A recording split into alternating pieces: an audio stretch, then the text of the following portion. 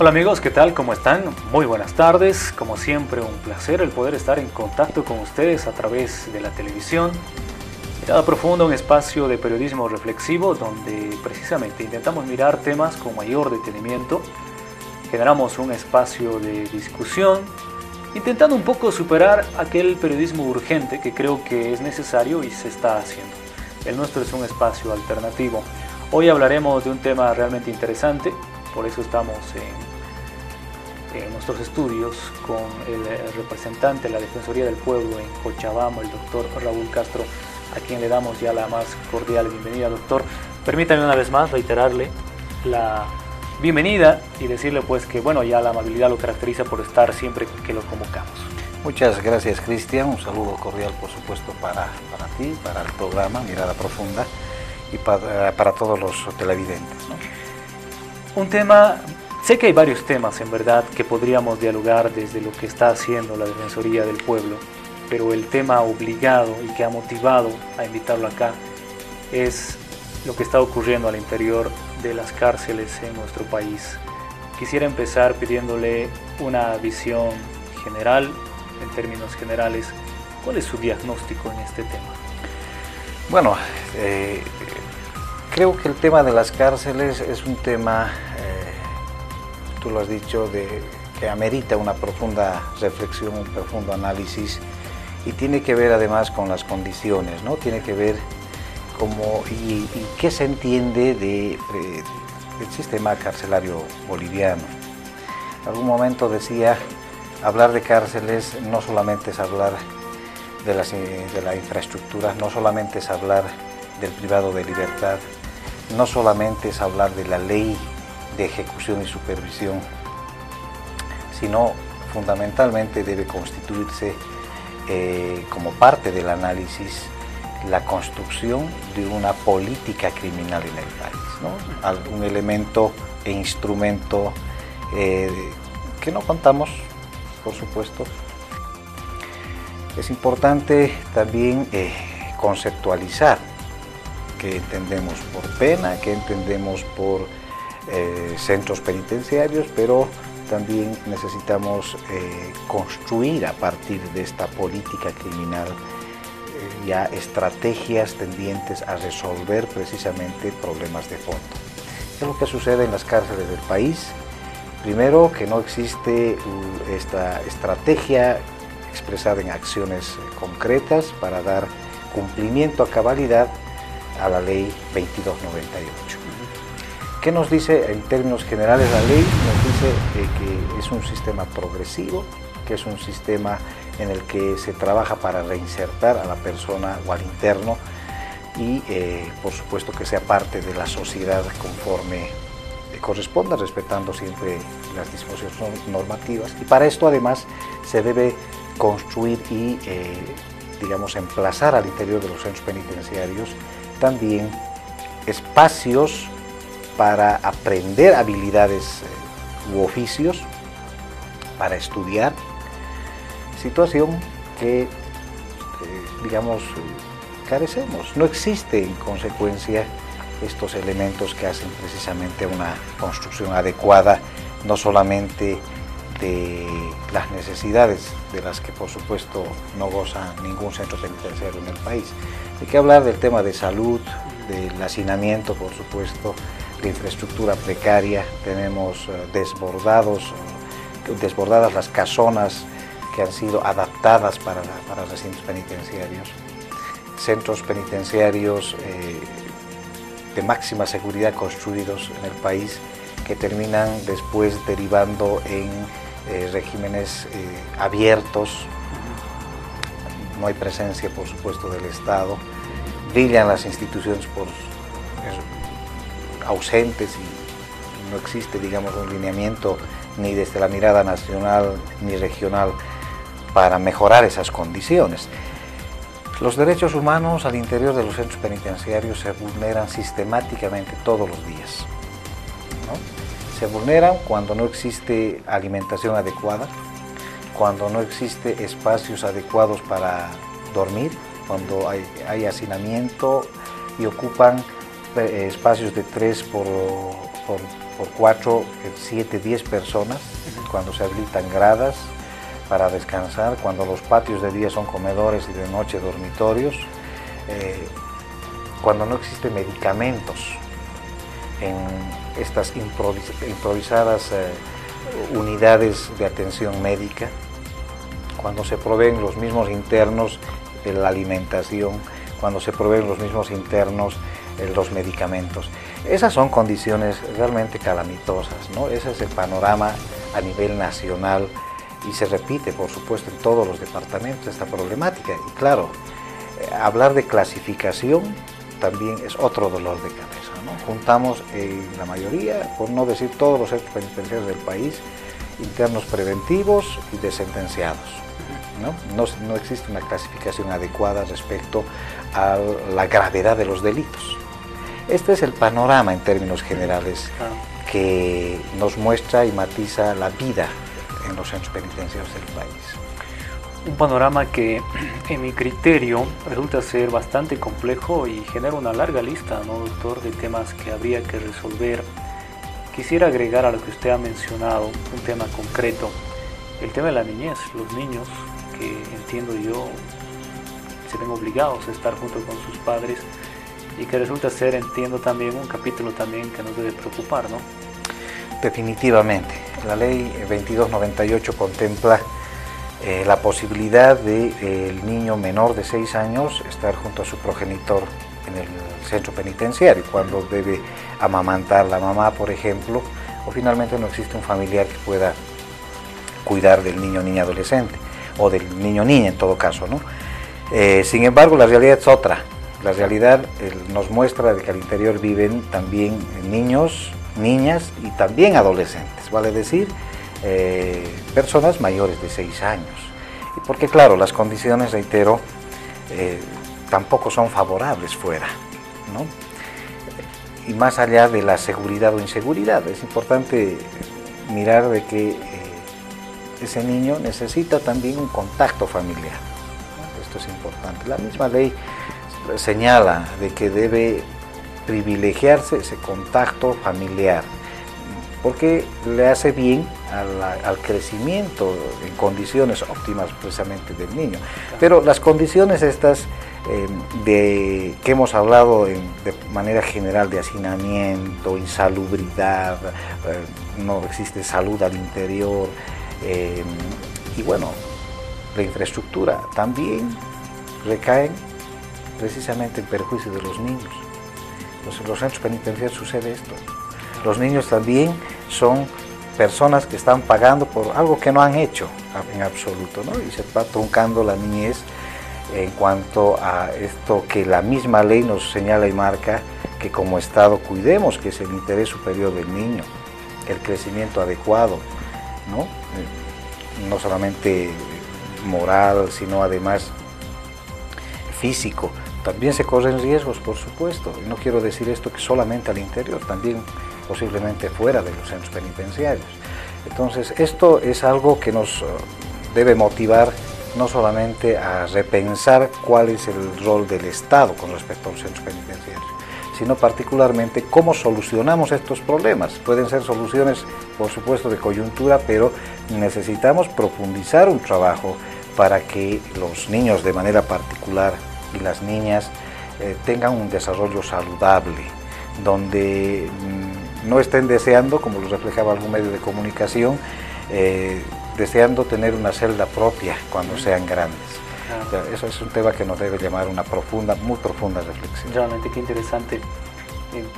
La pregunta que quiero hacerle, y lo voy a hacer sin duda, es ver un poco las probables soluciones, pero no quiero llegar a esa pregunta sin antes decirle a la gente a través suyo, ¿por qué es que hoy estamos así? Es decir, ¿cuáles son las causas para que se genere ese cuadro que usted nos ha descrito también, con tantas dificultades? Es a raíz de ciertas incapacidades, ciertas responsabilidades, por decirlo de una manera. ¿Por qué hemos llegado a este extremo, si me permite la idea y el término? Bueno, hablar de centros penitenciarios es casi en sintonía hablar hablar de temas de derechos humanos, ¿no? Y tiene que ver esta relación en el hecho de que termina siempre siendo la quinta rueda del carro, vale decir, el tema cárceles siempre ha sido relegado, ¿no? Nunca visibilizado, todo lo contrario, se trata siempre de invisibilizar este espacio de castigo a la conducta antijurídica y a la conducta, digamos, en términos de moralidad de este espacio, ¿no? En consecuencia, hablar poco y hacer mucho menos, ¿no? Esta es una lógica, digamos, de trabajo o de no intervención del Estado de manera permanente. Y claro, existen temas seguramente de prioridad de muchas instituciones, ¿no? Que son tendría que estar de permanente, digamos, miradas en los centros penitenciarios. Yo le quiero dar un dato. Si vemos los últimos 10 años a la fecha, el régimen penitenciario se ha sufrido un incremento favorable, en su presupuesto es mínimo. Y esto a pesar de la transformación del mismo Estado como tal. Esto también repercute pues, precisamente en cómo se abordan las soluciones estructurales del sistema carcelario en el país. Primero, necesaria voluntad política para transformar. Claro, si hay voluntad política, se construye una política también criminal en el país que debe estar respaldada por presupuesto, ¿no? Un adecuado presupuesto también va a hacer que esto que se ha pensado en reformular, cambiar, tenga un sostén permanente, ¿no? Estos dos elementos no han existido, en consecuencia es el origen posiblemente de las dificultades. Y claro, si hablamos de origen, también tendríamos que pensar un poco en cuáles son los factores de solución. Los factores consideramos que es la construcción de esa política criminal. A propósito de eso, luego de volver de la pausa, quiero entrar ya más de lleno en las posibilidades que hoy, no sé si se están lanzando de manera oficial. He tenido la oportunidad de leer un par de propuestas a raíz de lo que podría denominar yo una especie de detonante, la tragedia ocurrida en Palmasola. Se vuelve a hablar de este tema y se empiezan a lanzar una serie de alternativas de solución. No sé si en verdad lo será. Me interesa conversar con ustedes ese tema. Aguárdenos, amigos, unos instantes. Enseguida estamos en la segunda parte de este programa.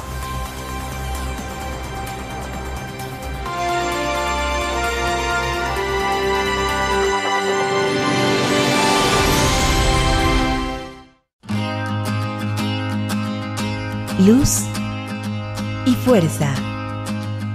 Palabras que nos representan. Palabras que transmiten energía. Seguridad. Confianza.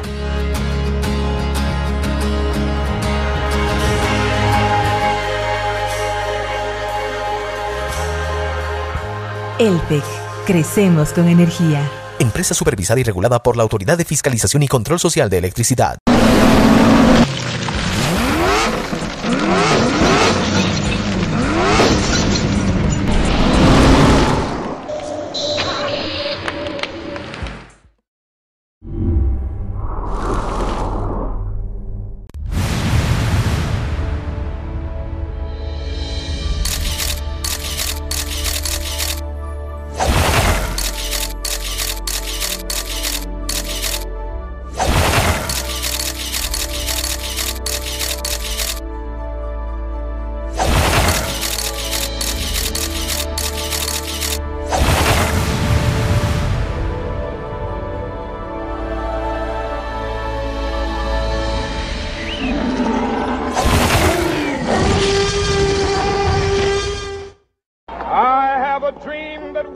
Hay algo en ellos que los hace únicos.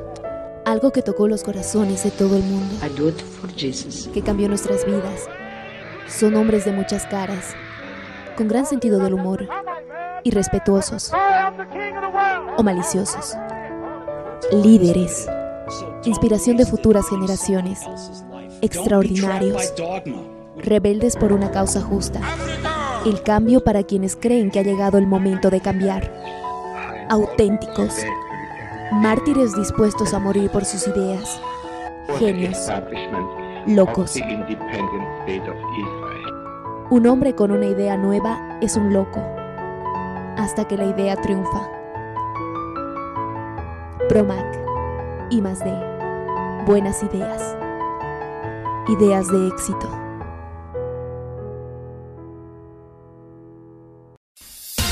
¿Te gustaría ingresar a una universidad totalmente diferente? Donde apoyamos tus ideas, valoramos tus sueños, impulsamos tu espíritu creativo y donde desarrollas tu propia idea de negocios. Ven a la UCAT. Teléfono piloto 4200-406.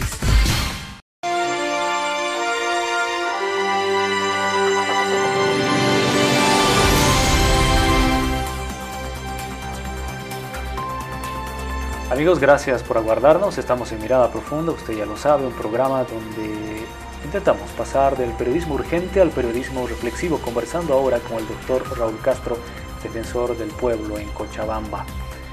Doctor, habíamos manifestado nuestra intención de hablar y hacer mención a esas posibles soluciones que se están planteando a raíz de ese trágico y lamentable hecho ocurrido en Santa Cruz. En estos días salió, por ejemplo, una noticia donde se dice de considerar la posibilidad de usar dispositivos tecnológicos que permitirían estar vigilando a las personas, un poco tomar lo que ya se hace en otros países, ¿no? Con una especie de brazaletes que puedan generar un sistema de localización global. Se habla de mejorar la infraestructura. ¿Qué opina usted acerca de esto que se está lanzando? Casi de manera inmediata. Bueno, hemos tenido que no solamente evidenciar, vivir, sino además ser testigos, ¿no? Testigos de este trágico hecho, ¿no?, sucedido en Palmasola con el fallecimiento de muchas personas, ¿no? Pues más allá de haber cometido delitos y estar purgando los mismos, también son seres humanos los internos. Es lamentable porque ha desnudado precisamente estas causas, digamos, de vulneración permanente de derechos humanos que viven los centros penitenciarios, ¿no? Hacinamiento de manera particular, a veces grupos de poder formados al interior porque no hay presencia firme del Estado, o permanente por lo menos. La seguridad interna está librada básicamente a la responsabilidad de los delegados. No existe una policía, digamos, capacitada para el manejo de centros penitenciarios. Las soluciones son muchas. Se han manejado construcción de centros penitenciarios nuevos, que tengan otro tipo de dispositivos. Todos esos elementos son importantes. Existe en puerta ya para tratamiento hoy la aprobación del decreto presidencial sobre indulto y amnistía, por ejemplo, que también responde precisamente a la necesidad de descomprimir el hacinamiento en el que viven muchos privados en el país. Cochabamba tiene alrededor de 2.700 internos distribuidos en 6 penales, entre Cercado, Sacaba y Quillacollo. Entonces, ¿qué es importante? Es importante, ¿no? Responde seguramente a las necesidades actuales, que tiene que ver con condicionantes también. Hay ciertos requisitos que se deben cumplir para ser beneficiario o beneficiaria, pero también implica parte de la solución el sistema, repensar el sistema de justicia, cómo aceleramos el sistema de justicia. Cuando hablo del sistema de justicia no focalizo en una institución, creo que son varias instituciones concatenadas precisamente desde la parte investigativa hasta la sentencia para llevar adelante de manera ágil, dinámica y rápida todo el procedimiento, ¿no? Creo que esto tiene dificultades en su ejecución, en cuanto los plazos se dilatan por lo general, audiencias suspendidas, que hacen precisamente que en Cochabamba, por ejemplo, y en el país se repite, tengamos el 85% de internos con simplemente, digamos, con su situación jurídica preventiva, vale decir, detenidos en centros penitenciarios preventivos, que no se ha definido si son culpables o no. Y solamente ese pequeño margen del 15% con sentencia. ¿Se imagina usted también la importancia de acelerar estos procedimientos, siempre cumpliendo la norma, ¿no? Siempre cumpliendo la norma? Descomprimiríamos también el sistema carcelario en el país. Entonces, el decreto presidencial es importante, responde seguramente a esas inequidades que existen en lo que hace a la justicia, pero también contribuiría mucho a acelerar o por lo menos cumplir los plazos que la ley determina para un proceso penal. Y cualquier otra iniciativa siempre es, por supuesto, bien recibida, ¿no? Siempre que no vulnere la dignidad o los derechos de las personas.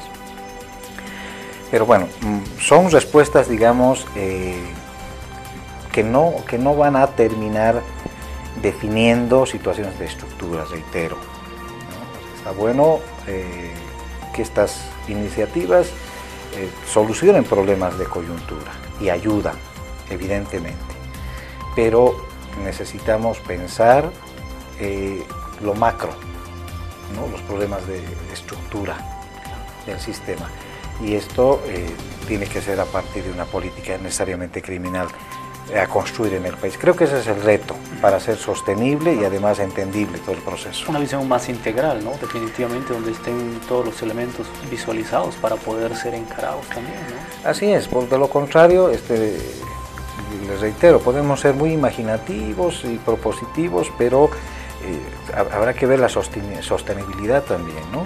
Porque las manillas responderán, tendrá que haber gente encargada después de verificar, no sé si tenemos la cantidad suficiente de policías, hay un montón de otros elementos que está bueno considerar, ¿no? Y como ideas propositivas, todas son válidas, por supuesto, que tiendan a mejorar seguramente y descomprimir en todo caso los centros penitenciarios. Se ha hablado también de la construcción de un centro penitenciario en Cochabamba o de aumentar el que se tiene en el Abra.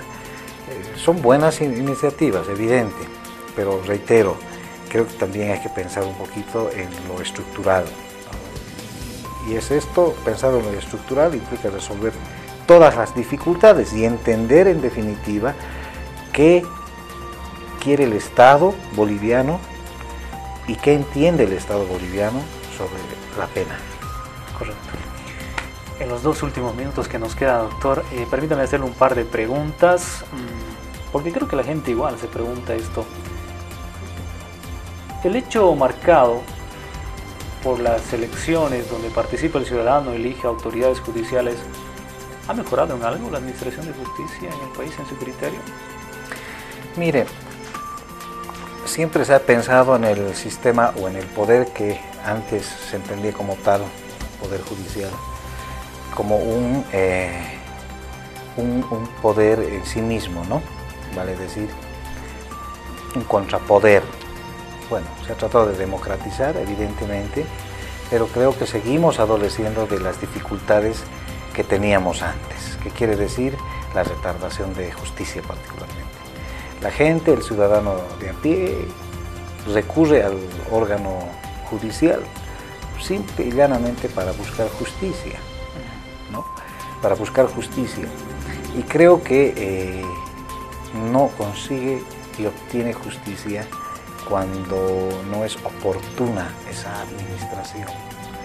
En consecuencia, reitero, estamos y seguimos adoleciendo de ese mal que implica precisamente demorar. Justicia que no llega en su momento no es justicia, pues.